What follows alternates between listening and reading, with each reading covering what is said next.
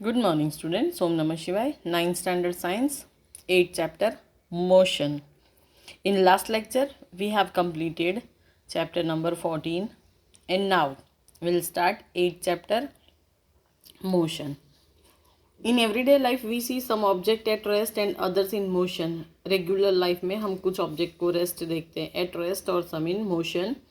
Birds fly, fish swim, blood flows through veins and arteries and car moves. ये सारा move करता है. Atoms, molecule, planets, stars and galaxies are all in motion. ये भी सारी चीज़ें motion में हैं. We often perceive an object to be in motion when its position changes with time. हम तब कोई भी ऑब्जेक्ट को मोशन में होता हुआ परसीव करते हैं जब टाइम के साथ उसका पोजीशन चेंज होता है. However, there are situations where the motion is inferred through indirect evidences. पर कुछ situations ऐसी होती है कि आप जब मोशन को कुछ indirect evidence से explain कर सकते हो. For example, we infer the motion of air by observing the movement of dust and the movement of leaves and branches of tree. Air का मूवमेंट हम खाली ऑब्जर्व कर सकते हैं, जैसे कि डस्ट मूव हुआ या तो लीव्स ब्रांचेस ट्रीज के मूव हुए. What causes the phenomena of sunrise, sunset and changing of season? Sunrise, sunset और सीजन चेंज किसकी वजह से होता है? It is due to the motion of the earth. ये अर्थ के मोशन की वजह से होता है. If it is true, why don't we directly perceive the motion of the earth? तो हम डायरेक्टली, अगर ये सही है तो हम डायरेक्टली अर्थ का मोशन क्यों नहीं देख सकते? An object may appear to be moving for one person and stationary for some other. Object कोई एक पर्सन के लिए मूव करता है, दूसरे के लिए स्टेशनरी है. For the passenger in a moving bus the road side trees appear to be moving backward. जो कोई पैसेंजर बस में बैठा है तो रोड साइड पे लगे हुए ट्रीज जो स्टेडी है वो उसको बैकवर्ड पीछे जाते हुए दिखते हैं. A person standing on the road side perceives the bus along with the passenger as moving. और रोड पे खड़े रहने वाला इंसान जो है, पर्सन है, उसको पैसेंजर्स बस के साथ मूव करते हुए दिखते हैं. However a passenger inside the bus sees his fellow passenger to be at rest. पर जो पैसेंजर बस में बैठा है वो अपने बाजू में बैठे हुए पैसेंजर को एट रेस्ट मानता है, देख सकता है. What do this observation indicate? ये ऑब्जर्वेशंस क्या इंडिकेट करते हैं? Most motions are complex. Maximum जो मोशंस है वो कॉम्प्लेक्स है. Some objects may move in a straight line. कुछ ऑब्जेक्ट स्ट्रेट लाइन में मूव करते हैं. अदर्स में टेक अ सर्क्यूलर पाथ. कुछ और सर्क्यूलर पाथ पे मूव करते हैं. Some may rotate and a few others may vibrate. कुछ रोटेट करते हैं, कुछ vibrate. There may be situations involving a combination of this. कभी कभी ऐसी सिचुएशन आती है कि इनमें से कोई एक नहीं पर दो या तीन कॉम्बिनेशन देखने को मिलते हैं. In this chapter, we shall first learn to describe the motion of object along a straight line.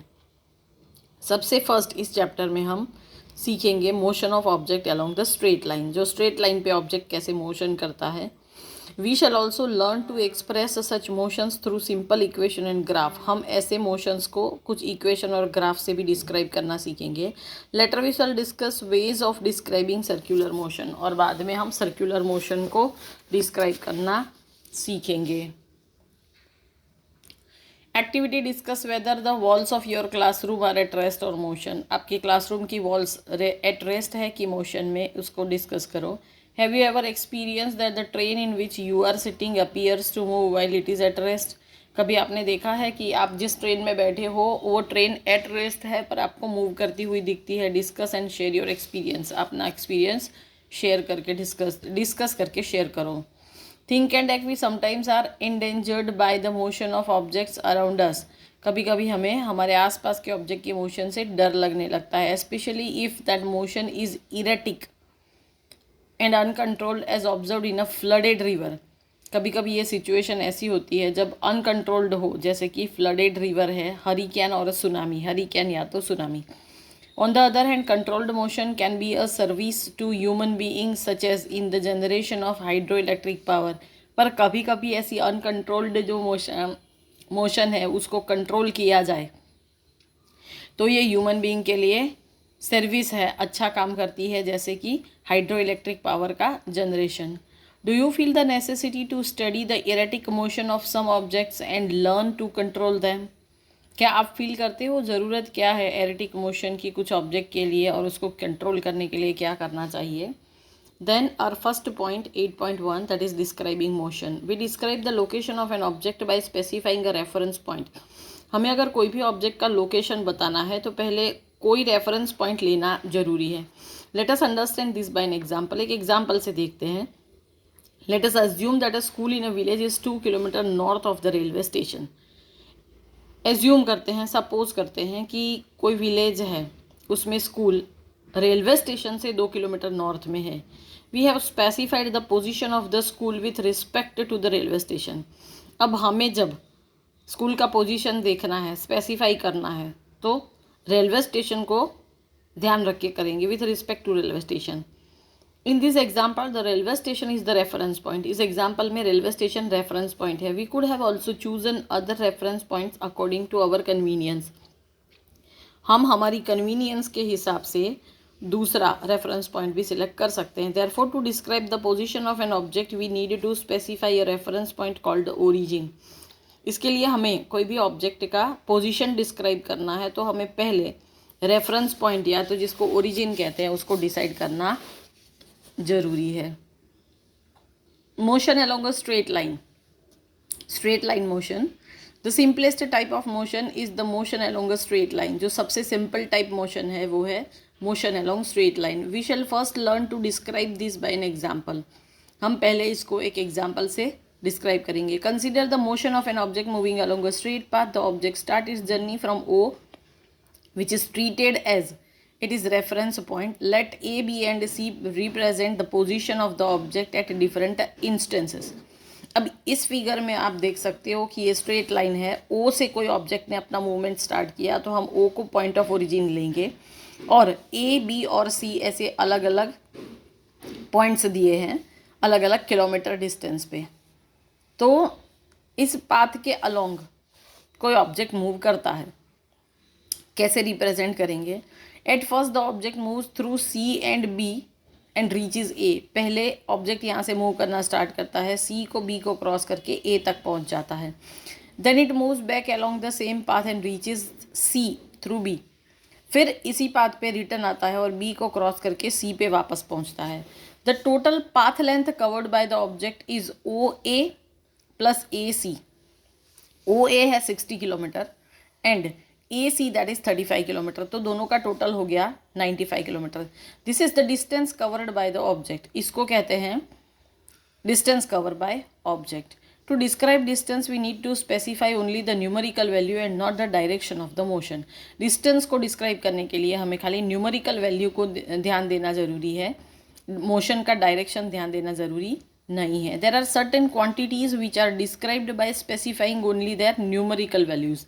कुछ क्वांटिटीज़ ऐसी होती है जिसको डिस्क्राइब करने के लिए खाली उनकी न्यूमेरिकल वैल्यू चाहिए. The numerical value of a physical quantity is its magnitude. और ये जो न्यूमेरिकल वैल्यू है कोई भी फिजिकल क्वांटिटी को उसको उसका मैग्नीट्यूड कहते हैं. तो आगे से हम ध्यान रखेंगे मैग्नीट्यूड मतलब कोई भी चीज़ का मेजरमेंट या माप. From this example can you find out the distance of the final position C of the object from the initial position O. तो इस एग्जाम्पल से आप ऑब्जेक्ट का final position C initial position O से कितना दूर है वो बता सकते हो.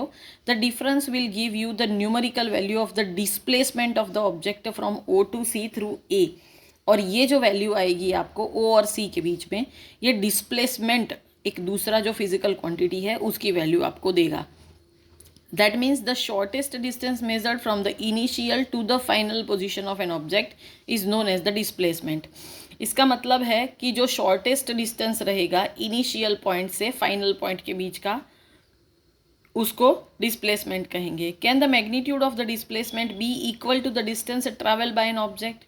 क्या मैग्नीट्यूड डिस्प्लेसमेंट का डिस्टेंस के जितना इक्वल रहता है? Consider the example given in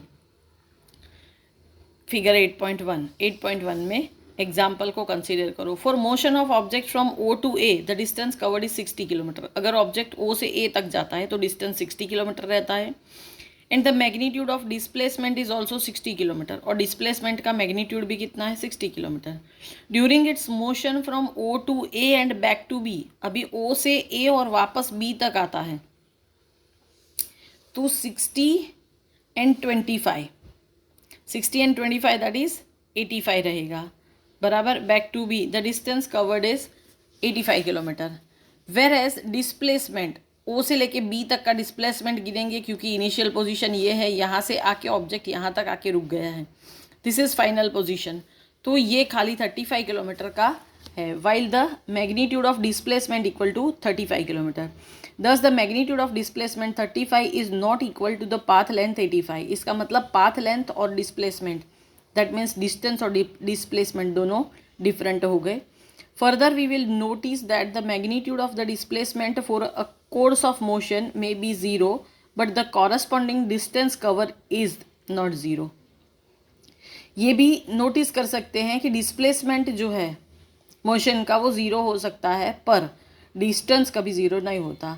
if we consider the object to travel back to O, अगर हमने ऐसे कंसीडर किया कि ऑब्जेक्ट ने ओ से स्टार्ट करके ए तक जाके वापस से ओ पे आके रुक गया है, बराबर. That means its final position and initial position both is O. The final position coincides with the initial position and therefore the displacement is 0. Displacement 0 है क्योंकि फाइनल पोजीशन और इनिशियल पोजीशन दोनों के बीच का गैप 0 है. However the distance covered in this journey O A plus A O equal to 120 kilometre. पर distance जो कवर हुआ इस जर्नी में वो 120 किलोमीटर का हुआ. This two differences different physical quantities, the distance and displacement are just to describe the overall motion of an object and to locate its final position with reference to its initial position at a given time. इसका मतलब दो physical quantities जो है distance और displacement, ये दोनों describe करते हैं ऑब्जेक्ट का मोशन और उसका फाइनल और initial position as compared to reference point. Activity 8.3 and 8.4. Take a meter scale and long tape. Walk from one corner of a basketball court and its opposite corner along its side. एक metre scale ले लो या तो और long rope ले लो. अब क्या करो आप, बास्केटबॉल के जो कोर्ट रहता है इस तरह से रेक्टेंगल रहता है, उसके एक साइड से एक पॉइंट से अपोजिट कॉर्नर तक, मतलब इतना एल शेप जितना डिस्टेंस आप कवर कर लो. Along which side, आपको साइड पे चलना है. Measure the distance covered bye you and magnitude of displacement. तो डिस्टेंस रहेगा आपका इतना प्लस इतना और डिस्प्लेसमेंट रहेगा आपका इतना क्रॉस तक. What difference would you notice between the two in this case. दोनों का मेजरमेंट लो और क्या डिफरेंस दिखता है वो देखो. Automobiles are fitted with a device that shows the distance travelled. Such a device is known as odometer. Automobile के अंदर मतलब कोई भी व्हीकल के अंदर आप देखोगे तो कितना डिस्टेंस ट्रैवल किया ऐसा एक मीटर दिखाई देगा, उसको ओडोमीटर कहते हैं. Car is driven from Bhubaneswar to New Delhi. Car Bhubaneswar से न्यू दिल्ली तक जाती है. The difference between the final reading of the and initial reading of the odometer is 1850 kilometre.